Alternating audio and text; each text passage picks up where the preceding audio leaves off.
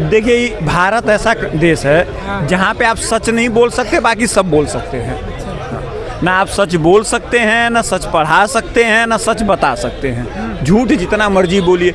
जैसे इन्होंने लालू यादव का जिक्र किया, ठीक है, चारा घोटाले के आरोपी हैं, बेटी की किडनी लेके जिंदा हैं, उसको लोकसभा सांसद बनाया, ठीक है, टिकट दिया। ये बताइए, जो कन्विक्टेड चोर हो, कन्विक्टेड सजा याफ्ता हो, वो कमेंट कर रहा है। वो भी सबसे मजे की बात ये है कि खुद जब अपने जेल से बाहर निकलता तो सबसे पहले हनुमान मंदिर जाता है, ठीक है। तो ये हमारे देश की पब्लिक को ये समझना पड़ेगा कि भैया वो तो खुद मंदिर जा रहा है और हमें कह रहा है ये फालतू चीज़ है। तो भैया गलती किसकी है इसमें? किसकी गलती हुई आप बताएं ना पत्रकार महोदय, गलती किसकी है? देखिए, हम तो क्या ही बोलेंगे, बस ये है कि आरोप प्रत्यारोप चलता रहता है, एक दूसरे पे लगते रहते हैं। गलत बात है। भारत का बेसिक कॉन्सेप्ट ये है कि अगर आप किसी के बारे में जानते हैं, किसी से कुछ सीखते हैं, तो उसके बारे में, उसके कैरेक्टर के बारे में जानना अति जरूरी है। हमारे यहाँ बेसिक है। हमारे यहाँ भोजपुरी में कहा जाता है, किसी से कुछ सीखेगा तो पहले के बारे में जान लो, ठीक है। इस बात को मानते हैं नहीं। और इस देश की परंपरा ये है कि हम उससे सीखते हैं जिसके बारे में कुछ नहीं जानते हैं, सही, ठीक है। पहली गलती तो गलती किसकी हुई? हमारी। अब आते हैं दिल्ली रेलवे स्टेशन के हादसा, दर्दनाक हादसा है, दुखद घटना है। ये बताइए, जहाँ काबिल लोगों की ज़रूरत है वहाँ गधों को आप भर्ती करेंगे तो यही परिणाम आएगा। इसमें अश्विनी वैष्णव की क्या गलती है?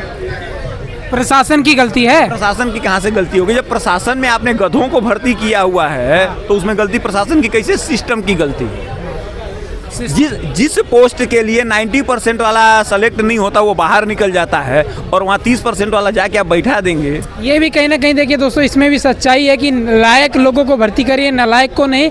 लेकिन कहीं ना कहीं सिस्टम पे सवाल तो उठता है। अश्विनी वैष्णव जी रेल मिनिस्टर है, सवाल तो उठता है। गलती की जिम्मेदारी मेरी है या आपकी है? नहीं, मेरी गलती की तो मेरी होगी। ये बताइए, अगर ट्रेन अनाउंस हो रहा है, आपको 25 मिनट का टाइम दिया जा रहा है और आपको ट्रेन पकड़नी जरूरी है, जिंदा रहना जरूरी नहीं है, इसमें गलती किसकी है?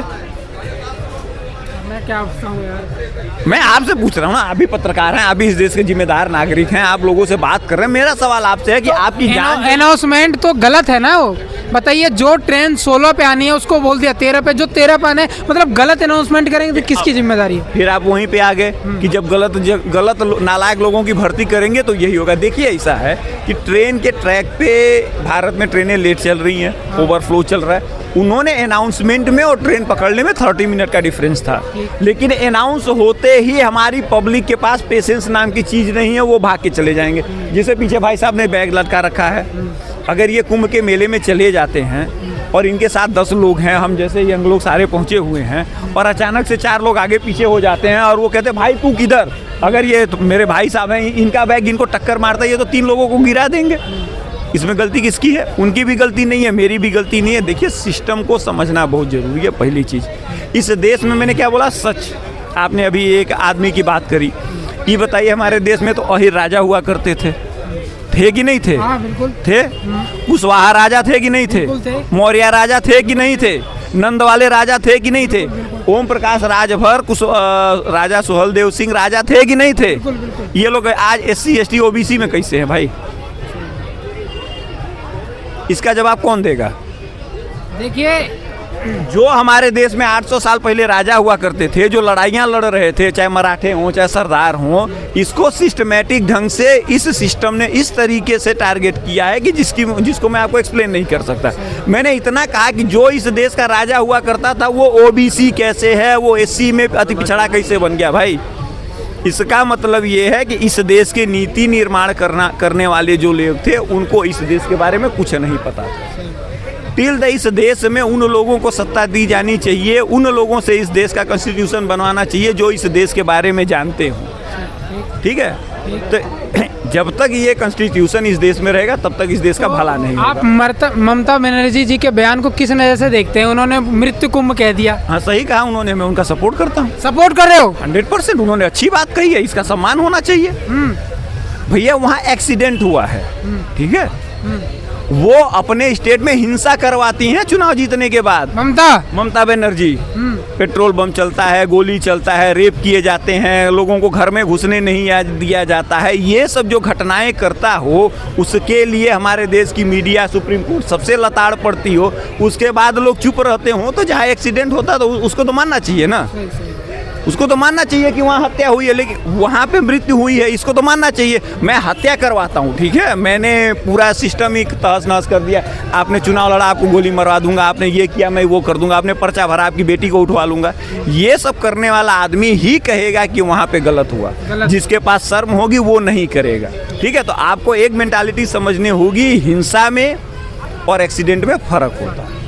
जिस दिन ये समझ जाएंगे उस दिन ममता बनर्जी के बयान को भी जिस दिन ये समझ जाएंगे उस दिन ममता बनर्जी जी के बयान को भी समझ जाएंगे। और शिक्षा वो शेरनी का दूध है, जो जितना पिएगा वो उतना ही दहाड़ेगा। गलत ये किसने आपसे कह दिया? नहीं, बाबा साहब अम्बेडकर जी ने तो भी लिखा है ना संविधान। एक मिनट रुकिए, उसी पे मैं आता हूँ। मेरा सवाल अब बाबा साहब से ही है कि जो लोग इस देश के राजा थे, इतने एजुकेटेड थे, तो वो ओबीसी में कैसे चले गए? कभी भी उन्होंने अपने समाज के लोगों पे ध्यान नहीं दिया, अपने ही परिवारवाद को बढ़ावा दिया, इसलिए वो ऊपर है। कौन से? जो भी, चाहे वो कोई भी यादव हो, कोरी हो, कुर्मी हो, पासवान हो, कोई भी हो। चिराग पासवान जी हैं, अब रामविलास पासवान जी थे, चिराग पासवान जी आगे, फिर उनके बाद उनके बेटे आएंगे, लेकिन उनके समाज का कोई पिछड़ा हुआ व्यक्ति क्यों नहीं आता? एक चीज ये बताइए, जब आपको फायदा पासवान के नाम से मिल रहा है, मुझे फायदा क्या बोलते हैं यादव के नाम से मिल रहा है, इनको फायदा कोई और सरनेम लगाने के नाम से दे रहा है, तो यहाँ खैरात बट रही है। जब खैरात बट रही है तो मैं अपने लिए रखूंगा कि आपको देने जाऊंगा? सही बात, अंकल जी की बातों में सच्चाई है। पासवान का जिक्र किया उन्होंने, उनको एनडीए ने 5 टिकट दिया था, जिसमें उसने 4 अपने परिवार वालों को दे दिया, बाकी सब झंडा उठाने के लिए है क्या? अब रुक जाइए, नहीं रुक जाइए।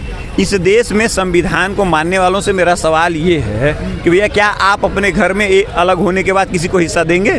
क्या आप अलग होते हैं तो क्या अपने भाई के बेटे को हिस्सा देंगे अपने बेटे के बराबर? नहीं, जब बंटवारा हो गया तो बंटवारा हो गया, वो तो कैसे दे देंगे उसमें हिस्सा?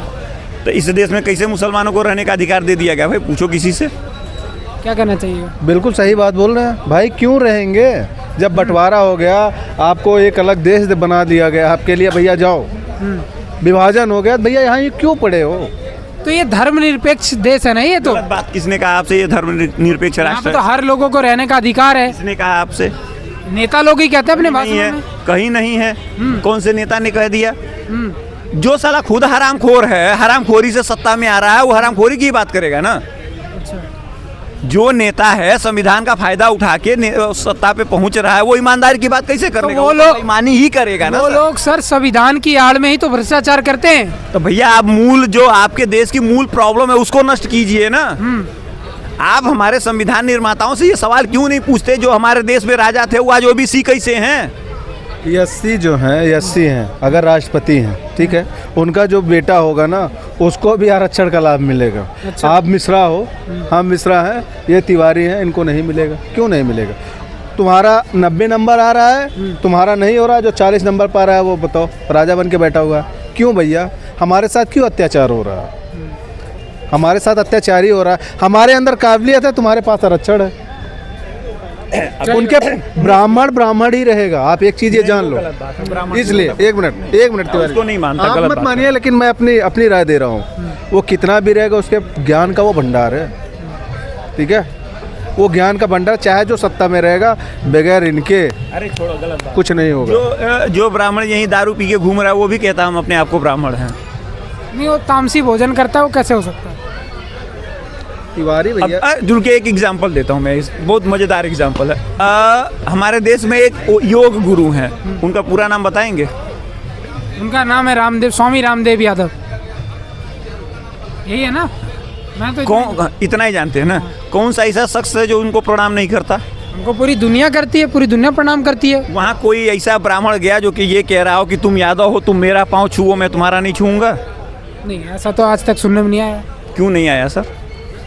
क्योंकि कहीं ना कहीं सनातन को साथ लेके चलते हैं, राष्ट्र गुरु हैं, योग गुरु हैं, और उन्होंने कभी भेदभाव वाली बातें नहीं की। क्यों? क्योंकि ये भारत की सच्चाई है। जो भगवा वस्त्र धारण करता है, जिसे गुरु की पदवी मिलती है, उसके आगे सारे नतमस्तक होते हैं। चाहे संत रविदास जी रहे हों, चाहे मान लीजिए उनके बारे में तो कहावत हो सकती 500 साल पहले किसने देखा, बट योग गुरु बाबा रामदेव जी तो आपके सामने साक्षात प्रमाण हैं। आप घर से बाहर निकलिए, कोई भी भगवाचारण वस्त्र धारण करके किसी भी भगवान की भक्ति कर रहा हो, वहाँ कोई ये नहीं पूछता तुम कौन हो। देखिए जाति क्या होती है, जाति की मैं आपको डेफिनेशन बता दूं। जाति वहाँ पे एग्जिस्ट करती है जहाँ आप किसी के बारे में डीपली जानते हैं। अगर आप उसके बारे में नॉलेज नहीं रखते तो आपका जाति का कॉन्सेप्ट वहाँ पे लागू नहीं होता है।